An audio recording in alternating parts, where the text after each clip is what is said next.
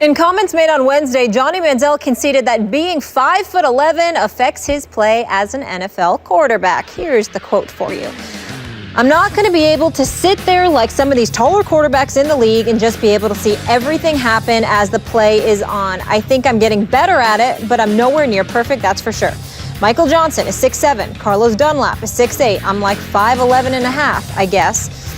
Well, both coach Mike Pettine and offensive coordinator John DeFilippo said his height should not matter, Pettine adding this: "There are other quarterbacks of his stature that have been successful. When you study a Drew Brees, you can see that he's not a scrambler, but he has a great sense in the pocket as far as where to move in relation to who he's throwing to and where the potential throwing lane would be. Russell Wilson is similar in that aspect as well." Skip, do you have a problem with Manziel's excuse here? Do I? I opened the show by expressing my disappointment in Dez Bryant. I'm here to tell you I am far, far more disappointed in a Johnny Manziel, to the point that I've just about heard and seen enough of my man, Johnny Manziel. You know, it's bad enough that the other day he admitted to the cops that he's been drinking alcohol after 2 months of rehab. But this even cuts on a football level even deeper. Now he's making an excuse for his height after we all remember that he campaigned before his draft that he was going to show the NFL that height did not matter. He tore up college football at this height. He said, "I will measure 6 feet tall" at the combine, and he measured 5 feet 11 and 3/4 inches. And now he's saying, "I'm 5'11 and a half, I guess." You guess? You're a 1/4 of an inch shorter than a Drew Brees, who did win a Super Bowl. You're actually 3/4 of an inch taller than a Russell Wilson, who probably should have won 2 straight Super Bowls. It just seems like to me that even Johnny Manziel has now started to give up on Johnny Manziel. And the one thing I never thought he would lose was his confidence. And it seems like it's shot. Skip Bayless, I think you're being entirely too hard on Johnny Manziel here. Once again, he's a quarterback. He's a guy you thought has a lot of potential. You thought he should have been the first overall pick by Houston. He's disappointed you in a myriad of ways. I understand that, but I think you're being entirely too hard on him, and here's why. Johnny Manziel may have not used the right words, but what he was saying, in my opinion, the way I interpreted it, is that that's not the kind of quarterback that I am.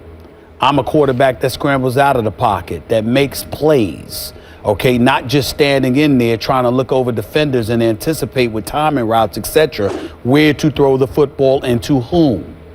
Last time I checked, when Skip Bayless raved about this kid and his potential, those were the things that you alluded to. Mm-hmm. The fact that he wasn't somebody that was going to be the conventional QB standing in the pocket. You acknowledged that at some point he would have to be able to do that in order to be successful, because every single snap can involve and entail you scrambling out of the pocket and evading on rushes in order to make a play. That you were going to have to be able to stand there and take it. But nevertheless, his claim to fame is exactly what he alluded to. Now, the timing of it isn't good. The word usage of it is good, because you have a self-defeatist attitude from the perspective of literally stigmatizing yourself as a guy who needs to run in order to be successful, like as if you're not capable of standing in the pocket. Yeah. But in fact, he's heard it so much, and he's looked at what he has had to deal with, that he's simply saying to himself, to be the best that I can be, to be the Johnny Football that you all know, this is what I feel I need to do in order to facilitate success. Okay. That's how I took it. And all I'm saying to you is, you were the guy that talked about all of those skills of elusivity and beyond that he brought to the table. You didn't say that he would have to do that and not pocket pass. Okay, remember. But you brought on all of that stuff too. I kept telling you before the draft, what I love most about Johnny in his last year at Texas A&M, he led the nation in completion percentage from the pocket. He threw darts at Texas A&M from the pocket. And I thought he could become a Russell Wilson who can shift in the pocket with his quickness to create the lane that he needs to see between the 6'7" and the 6'8" guy, but stay within the confines of the offense on time in any kind of West Coast system and get rid of the football and hit the open guy. Yeah, but that still do that. But that still involves him looking at a gap in a pocket to throw the football football as opposed to looking over defenders or that he can't look over to. I don't want to hear an timing excuse. routes. His teammates don't want to hear this. Well, I agree with you. Yeah. You don't want to hear it, but I'm just saying he's saying the kind of things that you and others have said. All right. Browns-Steelers Sunday at 1. We have a great one. The Week 10 matchup looking forward to in the NFC. Bruce Arians versus Pete Carroll. Carson Palmer versus Russell Wilson. The guys will